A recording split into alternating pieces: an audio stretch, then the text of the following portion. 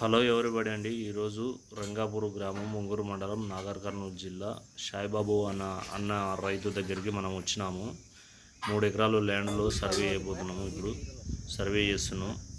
అయితే సర్వే చేసిన తర్వాత ఇది వాటరు డ్రై అయిపోయిందా, వాటర్ ఉన్నదా, లేకపోతే వాటర్ ఉంటే ఏమైనా మనకు పాయింట్స్, బెస్ట్ పాయింట్స్ ఇట్లా వస్తే మనకు బెస్ట్ పాయింట్స్ డ్రిల్లింగ్ చేసుకోమని చెప్పబోతున్నాం అండి. జై జవాన్ జై కిసాన్.